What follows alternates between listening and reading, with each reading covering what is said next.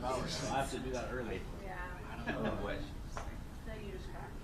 No, that's like Celsius is great. I don't know if you ever tried it. I feel like it's amazing, and then it's just kind of slowly wears on. Oh, okay. Yeah, it's not bad. Hey, it's the orange. What did you say about that? What flavors do they have? I have all these flavors. Sorry, but I just buy a case of the orange ones. Put it in my little shaker cup with like 2 scoops of creatine. Right now, I don't want That's great. You like creatine too? Wow. Yeah.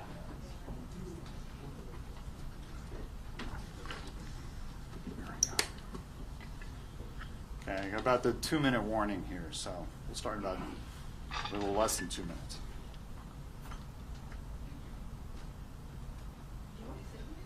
No. Yeah.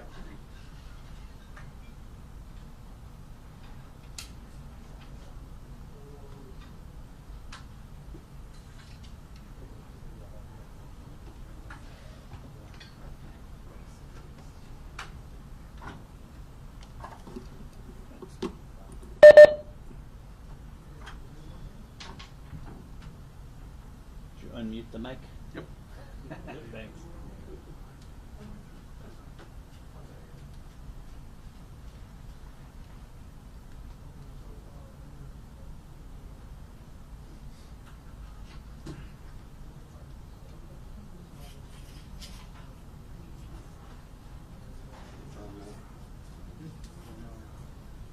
Same old thing.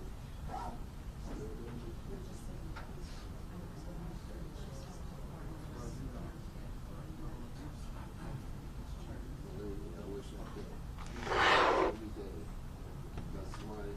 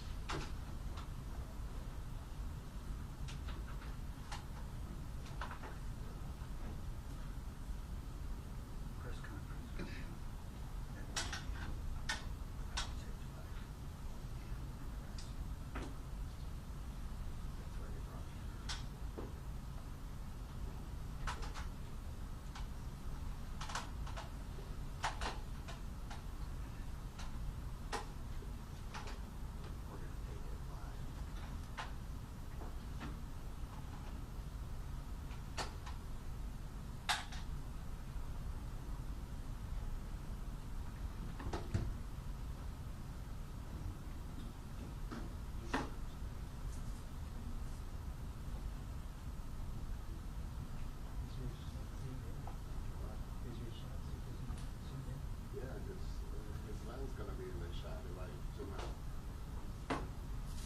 Don't worry, when they come in, we'll be fine. Okay, here we go.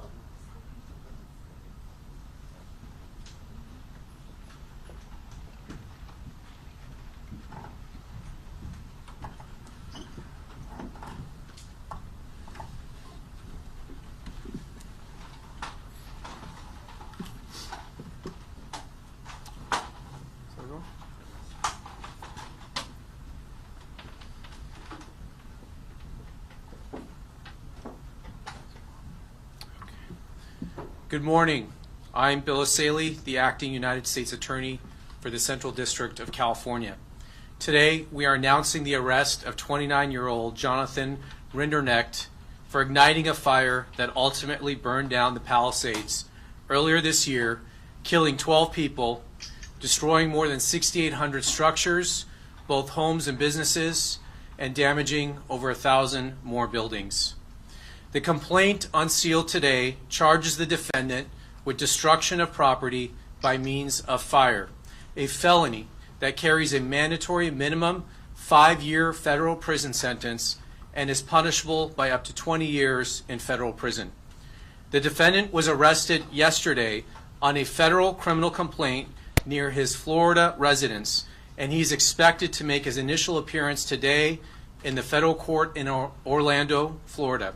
I stress that the complaint contains allegations, and every defendant is presumed innocent until proven guilty in a court of law. The allegations in the affidavit are supported by digital evidence, including the defendant's ChatGPT prompt of a dystopian painting showing in part a burning forest and a crowd fleeing from it. And we're going to put that up on the screen here once we get that going. The allegations are, there it is. That's from his ChatGPT. That's an image he produced a few months before the fire started. It shows the city being burned there. The allegations are further supported by the defendant's cell phone, his false statements to law enforcement, and his behavior during the Lockman fire, which the defendant is charged with maliciously starting shortly after midnight on New Year's Day of this year, and which eventually became the Palisades fire. Late last New Year's Eve, Rinderknecht returned to Pacific Palisades after working the evening shift as an Uber driver. Two of his passengers told law enforcement that he appeared agitated and angry that night. After dropping off a passenger in Pacific Palisades, Rinderknecht parked his car and tried and failed to contact a former friend. He exited the car, walked up a nearby trail, took iPhone videos at a nearby hilltop, and listened to a rap song whose music video including objects being lit on fire. The defendant had listened to this song and watched its music video repeatedly in the days leading up to the Lockman fire. 12 minutes into the new year, environmental sensing platforms indicated that a fire had started. It took the defendant several tries to contact 911 to report the fire. He fled the scene in his car, but turned around after passing fire engines driving in the opposite direction to fight the fire. While the Lockman fire burned, the defendant walked up the same trail from earlier that night to watch the fire and firefighters, using his iPhone to take short videos of the scene. Although firefighters suppressed the blaze, the fire continued to smolder and burn underground within the root structure of the dense vegetation. So that fire started on January 1st, and it smoldered underground for about a week until on January 7th, heavy winds caused this underground fire to surface and spread above ground, causing what became known as the Palisades Fire, one of the most destructive wildfires in Los Angeles city history. Law enforcement got to work and by January 24th had identified and interviewed the defendant. During his interview, he lied about where he was when he first saw the Lockman fire, claiming he was near the bottom of a hiking trail. Geolocation data for the 911 calls showed that he was standing above the fire in a clearing merely 30 feet from the blaze as it rapidly grew. As the world watched in horror as the Palisades fire burned, victims perished in the smoke and flames. Homes where cherished family memories and belongings were turned to rubble and ash. The iconic Pacific Coast Highway along Malibu looked like a war zone. Thousands of people were forced to evacuate. Though homes and businesses cannot be rebuilt, this arrest, we hope, will provide a measure of justice to all those who were impacted.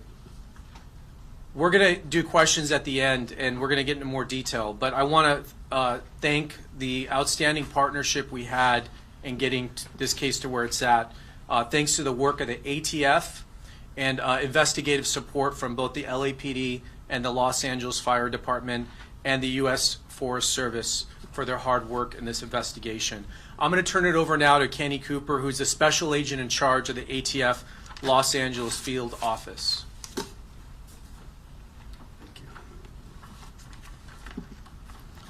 Good morning. My name is Kenny Cooper. I'm the special agent in charge of ATF's Los Angeles Field Division. Today marks a significant moment in a long road to justice for our community. After more than 8 months of tireless, meticulous work, I stand here with our partners, proud to announce an arrest in connection to the devastating Palisades fires that claimed lives, destroyed homes, and shook this community to its core. Jonathan Rindernesh, age 29, residing in Melbourne, Florida, was taken into federal custody by ATF special agents, a Los Angeles City Fire Department investigator, and a Los Angeles police detective. This partnership and arrest is significant in the three agencies working hand in glove to get this investigation to where it is. Rinderneck, as the U.S. Attorney mentioned, is charged under Title 18-844F, malicious destruction by means of a fire of real property owned by an organization receiving federal financial assistance. I know this community has endured a long wait for answers. Families have carried an unmanageable grief, and an entire community has been left to heal while living with questions. Although we cannot share every detail of this investigation, it is still an active investigation, and judicial proceedings remain ahead. I can tell you this: from day one, ATF and our partners have been relentless. We made a promise to find answers, and we have kept that promise. To give you a sense of the work, I want to highlight the extraordinary level of cooperation between ATF and our partners: the Los Angeles City Fire Department, the Los Angeles Police Department, the Orange County Fire Authority, and the United States Forest Service. LA City Fire asked for our assistance, and within 24 hours, ATF's National Response Team arrived on scene. The NRT, ATF's NRT, is an elite team comprised of certified fire investigators, electrical and fire protection engineers, chemists, accelerant detection canine teams, and other experts. We arrived within 24 hours and got to work with our partners. We processed hundreds of acres of damaged fire, examining every inch for the smallest clue. Over the course of the last 8 months, investigators conducted hundreds of interviews, including witnesses overseas, and pursued more than 200 leads. We collected more than 13,000 items of evidence, including fire debris, digital data, DNA samples, all analyzed by ATF's state-of-the-art forensic lab. Our team carried out 500 scientific tests, supported by ATF's Fire Research Lab, the nation's only large-scale fire science lab dedicated to fire investigations. More than 10 of our top engineers and support staff contributed to this laboratory analysis. This investigation has been documented over 300 ATF reports, including a 200-page report detailing the origin and cause of this investigation. ATF technical surveillance specialists were integral in reviewing approximately 1.5 million phone records and data extracted from digital evidence. And I highlight this because I know there's questions on the length that it took us to come to this conclusion. But we were reviewing a lot of evidence from one of the most catastrophic fires in the U.S. history.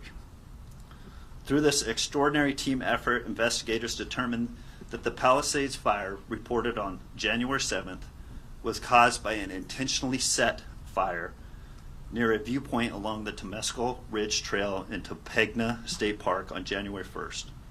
The fire was a holdover fire, meaning it was deeply seated in dense vegetation and roots and continued to burn undetected until catastrophic weather ensued, resulting in the Palisades fire. Rindernesh is now charged with setting the January 1 fire. We know this arrest cannot erase the pain or grief or losses endured, but we hope it is a step forward. It is proof that justice will not be forgotten, that our accountability will be pursued by ATF and our partners, no matter how complex the investigation and no matter how long it takes. To the families who lost so much, we hear you, we honor you, and we will continue to fight for you. The ATF established an email address for the victims and witnesses to contact ATF Victim Witnesses Assistance Program through the Palisades at atf.gov. Once again, I'll say that, the Palisades at atf.gov. Based on the information received, a regional victim witness specialist may contact you. That's my initial statement. I'm going to hand it over to the Chief of LA Police Department, Chief McDonald, and I will be open to questions afterwards. Thank you. Thank you, Kenny. Good morning, and thank you all for being here. I want to begin by thanking the U.S. Attorney's Office, our partners at the Bureau of Alcohol, Tobacco, Firearms, and Explosives, and the dedicated men and women of our Robbery Homicide Division and Major Crimes Division. I also want to recognize and thank the Los Angeles City Fire Department and all of the investigators who came together to support this case. You look at the team standing here, and I couldn't be more proud of the work that was done throughout this investigation. It was extremely intensive and thorough, and the best of the best were working on it, and I'm very thankful for the partnership we enjoy with all of them all the time. The investigation into the Palisades fire of January 2025 was lengthy, complex, and as I mentioned, extremely thorough. Our detectives responded immediately to the initial incident and worked side by side with our partners at the Los Angeles Fire Department, and once the ATF's National Response Team took on the case, they led the investigation, and our detectives remained fully engaged as partners every step of the way with them. I'm proud of the professionalism and dedication shown by our detectives and the team who work collaboratively with our federal, state, and local partners. That teamwork ultimately led to the arrest of the suspect responsible for this devastating crime. The Palisades fire was a tragedy that caused enormous harm to the city of Los Angeles, but in the midst of that devastation, we saw something else. Communities coming together with law enforcement, supporting one another, and working through a very, very difficult time. This case is a reminder of the value of strong partnerships across every level of government.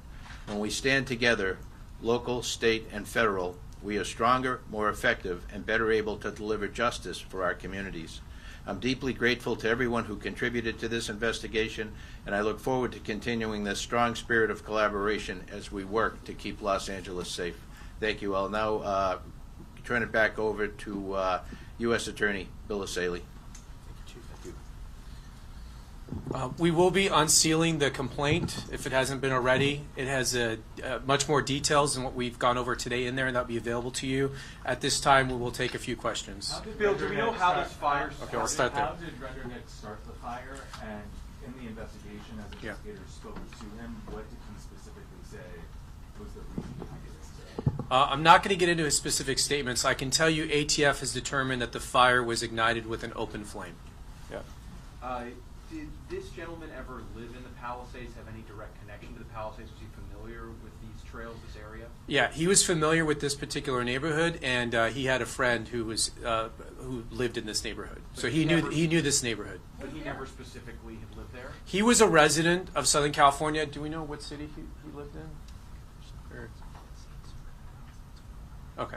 Yeah, he actually did live in Palisades, and he was familiar with the neighborhood in which this started. We know are you using the word arson? Yes, he's arson. We yes. know that fireworks. Okay, let me go here. Do you know that what was the protocol taken around the initial fire on New Year's Eve, New Year's Day? Was there precaution taken to try and make sure that fire was put out properly? I mean, that's quite a stretch between when that ended and then the next fire. Yeah, we're not going to get into the full fire response. I'll just tell you the fire department did respond, and they don't say they put out fires, they suppress the fire. So they use the best of their abilities at that time to suppress it. Like we said, there was dense vegetation. The fire went underground, and I'm not a fire expert, but there's only so much apparently you can do about that. So it did smolder there until a week later, in which the winds picked up and reignited. So that's our understanding of it started. Did he have some Let me go for it here. So did he move to Florida after this? He relocated, yes. Can you say a little bit more about what he was doing there? If he had been living in Palisades, was he camping? Was he hiking? Was he... He just finished an Uber drive. So he just dropped someone off in that vicinity on an Uber drive. He was an Uber driver. He dropped someone off. He was in this neighborhood, and he was, this is New Year's Eve, so it was around midnight, and he went up to this hilltop. And at some point up there, around 12 a.m., he ignited a fire. Residents that we spoke with reported and had video of fireworks during that same period of time. Initially, the belief was it was a group of kids that were there. Are you saying that the suspect here potentially set off those fireworks? You say an open flame. We have no evidence that any fireworks were set off in this area at the time the fire ignited. Does he have prior criminal history, and has he been cooperative in this process? Does he have his Did he criminal show history? remorse at all? Does he have criminal history? Yeah, he does not have criminal history. We're not going to get into his specific statements. We are going to tell you, though, that he did speak to us and he made false statements. So What? that we will confirm. What about motive? You do have some things recovered Yeah. from his phone that you shared. Any indication of what may motivate? We're not going to get into motive right now because we're going to have to prove this case in court in front of a jury, and we don't want to get into that right now. We are laying out the information we have in the complaint. The evidence is based on, you could see some of the key evidence, including the fact that he was the only person in this location at the time this fire ignited. We have no other indication that any other person was there. There were no fireworks at the time. We have several cameras in the vicinity that are there designed to detect fires, and this fire was detected almost right away by those sensors. So there's no indication of fireworks or other things that would have started this. He was the only person there. You heard about this music video and song he would listen to, which had imagery of fires. And then, do we have the image up? Are we having trouble with that? And you could see some of his thought process in the months leading up, where he was generating some really concerning images up on ChatGPT, which appears to show a dystopian city being burned down. So more evidence will come out at trial, but we're not going to preview the entire case at this time. Yes, ma'am. Is there an understanding that he relocated to Florida because he was aware that people might be looking for him? Or We don't have any information of that. It's very clear that this was a thorough investigation. The question is, obviously, so many things burned here, right? So how difficult was it to gather evidence? I mean, you're saying 13,000 items were gathered, following 200 leads. I mean, can you... Yeah, I'll let ATF answer that. There was a tremendous amount of work. I mean, we literally have like terabytes of evidence. So I'm going to let ATF answer the work that was done in this case, including the lab work. Yeah, Just to give us some perspective. some further perspective on the investigative process. So I know there's been speculation of other ignition sources. And I just want to assure everyone, ATF did not identify this suspect and focus specifically on this suspect. We still utilize our scientific process. And part of the lengthy time that it took to go over the thousands of acres that were burned is we literally had agents with our partners on their hands and knees crawling through fire debris. They're observing fire behavior patterns. They're flagging patterns. An example of that, fire will cause natural debris to twist and freeze in a position pointing to the origin. So looking at all those fire patterns, flagging those, ATF was able to zone to specifically get into the origin of where that fire started from. Once they dialed into the origin, using all the investigative techniques that they have, then they start really dialing into that very specific spot that fire was created. An example of a fire research lab, they collected buckets and buckets of debris, flammable materials, natural and otherwise, found within that area, sent it off to a fire research lab. They analyzed data from weather, including humidity, the exact temperature, the exact composition of those natural fuels found at that particular time, January 1st, at that particular time, recreated those environmental factors in our labs using their scientific process, then tested different ignition sources. And that's where 500 tests were conducted at that lab. That review process is then looked at by a panel of our experts in a peer review process to see if the science matches up with the theory and the actual evidence that was collected. I know it was also broadcast. We broadcasted it as a public safety announcement back in spring. We went up and recreated a fire very safely with our partners with LA Fire, using butane and scientific process to create the fire behavior to see. And I'll tell you, to the extent of the scientific expertise that we went through, we recreated it in the exact lunar time that the fire started, meaning the exact size the moon was, and as close to the starlit environment that fire started. So we could recreate scientifically a fire and see how fixed surveillance points saw that fire as it developed from other evidence that we collected, both from witnesses' phones, fixed surveillance points, and other data. We were able to see how that fire behaved, how it grew, the size of that behavior and of that fire, and the size that it would be for witnesses to see it and report it.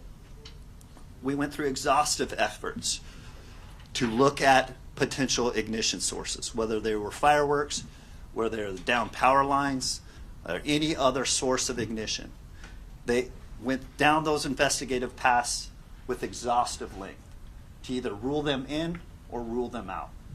With clarity, we know this is an incendiary fire and that the subject that we arrested started it. Would you say that this subject was obsessed with fire and what do those images? Once again, that speaks to motive. That's not an element that we need to meet. That will be addressed in the trial. And we do have evidence of that for trial. What was the rap song? I'm not going to go into those specifics. I'll just highlight, we're not making a probable cause arrest. This team up here feels that we have met beyond a reasonable doubt. We are confident that the burden of proof by the government on this presumed innocent person will be met in trial. Based on the AI images that you did show, what is it his intent to cause as much destruction to the town? Show the AI images for a reason, so it definitely leads to that impression. And I would just like that on the record. I wish we could get into somebody's head, but we can't. People do evil things for whatever reason. And I'm not going to speculate or go into anything of that. Like, we have evidence of that will be addressed in trial, but evil people do evil things. Let me answer her real quick. Holdover fire confirmed. Can you just talk about the key evidence in determining that it was the Lockwood fire that reignited to become the Palisades fire, and that spring testing of the flame was to determine the source of the Lockman fire? I'll let him answer that in a second. It is a French rap song. I don't speak French, so I'm not going to quote it. But it's a French song. It is in the complaint, and you'll be able to look it up there. We will prove beyond a reasonable doubt that he intentionally started this fire, and maliciously. That is what the statute that we charged him requires, and that is what we prove. I'll let you answer her question about the holdover fire. Let him answer. Before and stake this place out? Your question to a holdover fire. Same principle, same process that ATF went through, is obviously the burn scar and the fire from the initial January 1st Lockman fire was re-examined by our investigators, and with complete certainty they were able to see from the same fire behaviors, from them crawling on their hands and knees, digging up roots, digging up all the evidence, supplying that fuel to the fire research lab. They were able, and also in collaboration of other data and other evidence. We have fixed surveillance points. We have witnesses that were up with their phones. We have a lot of different data that all concluded where this fire started, and the fire behavior from that origin, from that Lockman fire, was clearly established in the Palisades fire. Were the passengers dropped off at home or at a business? I'm just trying to get a sense of where he was on his path that then led him onto that hillside. He dropped passengers off within the residential area of that area. 2 more questions. Why not pursue murder charges, given the fact that folks died in the fire? I can answer that. So right now, we've charged him on a criminal complaint. We have not determined all the charges he's going to face. We'll be presenting that evidence to a grand jury, and we will make decisions about additional charges at that time. So this is right now just a criminal complaint. We wanted to arrest him. We wanted to get him into custody, and this will go to a grand jury shortly. Did the suspect Last question. Did the suspect return back on January 7th? Was he in the area considering he lived in the Palisades during that period? I don't know that yeah, I'm not going to comment on that. He did go back the same night. So the night he started the fire, he left. As soon as he saw the fire trucks were headed to the location. He turned around and went back up there, and he took some video and watched them fight the fire. In the charges that you're talking Last about, question. that's just for January 1st, right? He has not been charged with anything for January 7th? No, he is charged with starting a fire on January 1st, which is the fire that burned down the Palisades. It did take a week to reignite, but he is charged with starting the Palisades fire. He started it on January 1st. But that's why you got that question about the people who lost their lives in January 7th fire. Do you expect additional charges for that? To include homicide? This complaint covers that fire and the damages and deaths that were caused by that fire. As far as what additional charges he will face, we will make those determinations in the coming days. Thank you all very much. All right, thank you. Press release is out. The complaint is out. So, and I'll try to get this back.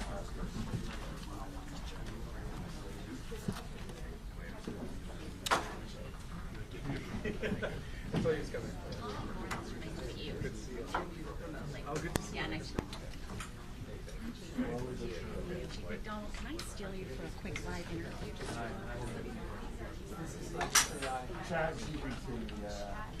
They might be tossing to us shortly.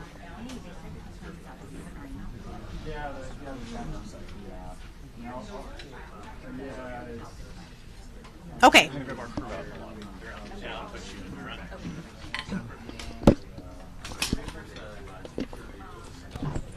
Oh, sure. Okay, I'll post it on social media. Okay. I don't know anybody, but it's not called. Hmm?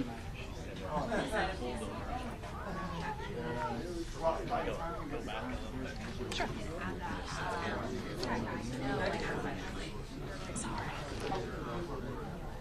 Yes.